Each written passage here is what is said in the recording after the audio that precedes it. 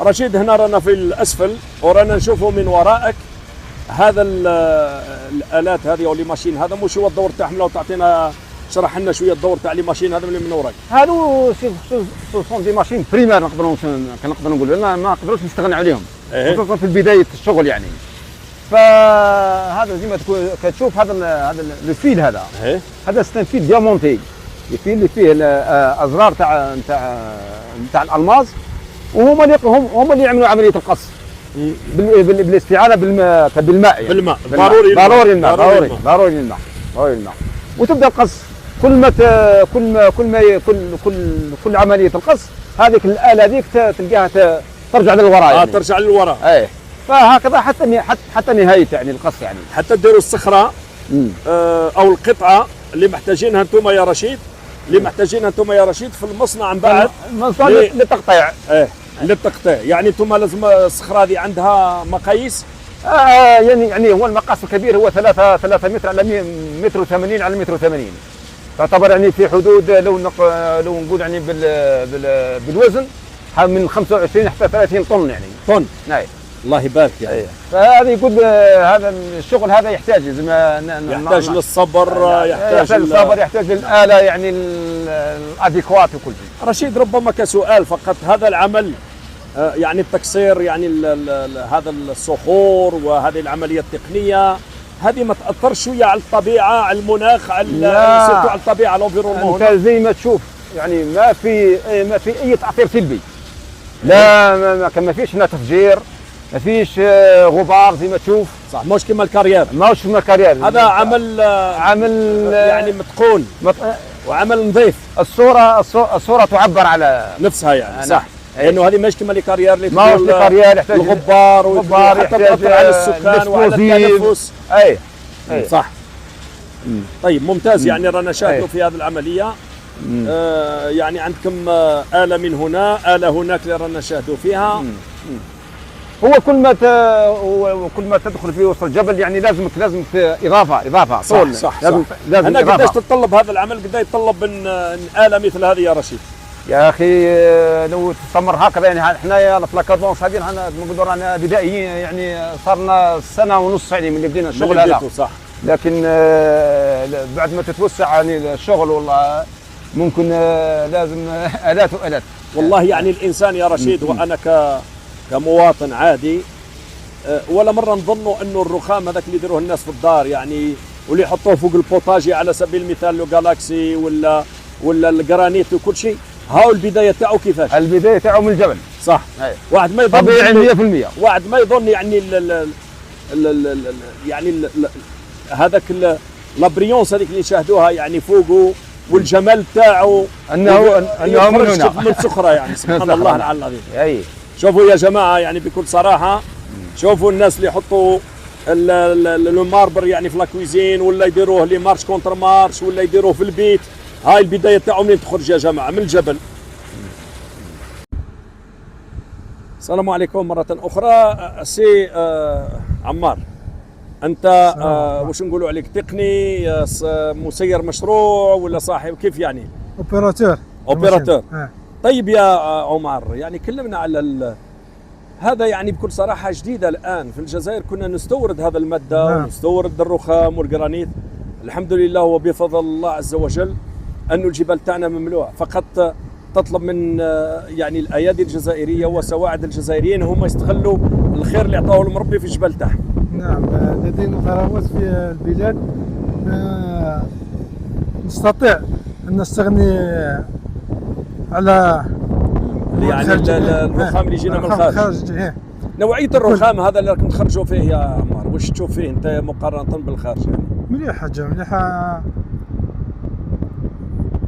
واش نعطيو له اسم هذا؟ واش نعطيو له الاسم تاعو؟ عنده اسم يعني كل رخام عنده اسم كما نعرفوا احنا الجالاكسي، نعرفوا لو بلون ناج، نعرفوا هذا واش نقدروا نعطيو له اسم ولا لازم انتم ديروا له الاسم تاعو؟ لازم احنا نديروا الاسم تاعو. الاسم تاعو. طيب كيف مع المحيط هنا مع العمال تاعكم يعني كيف الامور؟ ما شاء الله مع العمال والله مع صاحب المحجره مع السكان الحمد لله. الامور راهي تمشي مليحه. امور راهي كما نقولوها مليحه. انتاج لا باس به مبدئيا كما نقولوا. صح. رانا في الطريق صحيح. طيب يا عمر، يعني في المناخ ما ياثرش عليكم البرد، الشتاء، الثلج، كي ولا العمل تاعكم دائم؟ لا كي يعود الثلج والاخر ما نخدموش صح. كي يعود الجو مليح والله احنا نعملوا له. ممتاز. قداش تخرجون صخره يعني في اليوم، يعني من الجبل هذا قداش تخرجون صخره اللي تبعثوها بعدين للمصنع باش يكملوا لها ينهيوا يعني العمليه تاعها؟ صخرتين ثلاث في اليوم. نعم، صخرتين ثلاثه في اليوم فقط اليوم. يعني. نعم. طيب العمل مش متعب يا عمر؟ لانه الانسان يعمل مع العبد ويلقى صعوبه، لكن الانسان اللي يخدم مع الجبل كيف يعني مع الحجر؟ مع الامكانيات اللي متوفره والاخر الحمد لله ما كانش يعني تعب. ايوه يعني عندنا الماتريال معاوننا بزاف. احنا نعرفوا لا ماشين تاع تقطيع الحجاره والله لي زونجا. طيب يا عمار، احنا نعرفوا في المحجرات اللي يخرجوا منها الرمل ويخرجوا منها يعني السيمان يستعملوا لي زيكسبلوزيف يعني مفجرات، يعني باش انتم هذا العمل لا مش خاطيكم عمل تقني، عمل تاع رسام يعني. صحيح. كلش طراساج كيما نقولوا احنا نخدموا بلي روك اللي ماشي برك، ما عندناش حنا ما نخدموش بلي روك تاع المتفجرات. صح. تم عمل نظيف. وعمل تاع واحد لازم يصبر له ويعرف الحجره هذيك كيفاش يقصها، منين يقصها وكيفاش يقصها هكذا. باهي ريبرينش اللي كاين. طيب مستقبل تاع لي جيزمو يا عمار، راك تخدم وراك تشوف وراك تسمع كذلك، لانه نعرفوا فيها مثال في طمرات كاين كثير، في غردايه ولا في سكيكدا. نعرفوا سكيكدا من واحد من اقدم كذلك. يعني كيف راك تشوف المستقبل تاع الدومين هذا في الجزائر؟ قاعد يزدهر كيما نشوف هنا، قاعد يتقدم ما شاء الله، لاباس به. راح يجي وقت ربما احنا كذلك نوليو نصدروا للعالم. نصدروا باذن الله. كاين اللي راهم يصدروا باذن الله. كاين نعم. طيب لا كاين محاجر هنا كانوا قاعدين يصدروا، تخرج لايطاليا، تخرج للترك، تخرج. صح. صافي بليزير يا سي عمار انه احنا بكري كنا نستورد هذه الماده ونجيبوها بالملايير وبالملايين من الاورو، والان الدوله الجزائريه رخصت واعطت يعني لزاغريمو هذا الخواص اللي هما كذلك. هاو عندك جبل، عندك جبل يا اخي الكلمه والله قفض على ذراعيك ونعطينا واش تقدر دير. ورانا نشوفوا خاوتنا يعني كي يلقاو التسهيلات ويلقاو كذلك يعني ربما الامكانات متوفره يخدم. هاو يخرجوا يخرجوا والله يبارك. قلت لك الانتاج مليح، احنا في البدايه وعطاتنا نتيجه مليحه ان شاء الله. فرحانين الحمد لله. سي عمار، تحضرت لي اول مورسو تاع رخام اللي خرج منا، كيف كان الانطباع تاعك؟ بكل صراحه. مليح، حاجه مليحه.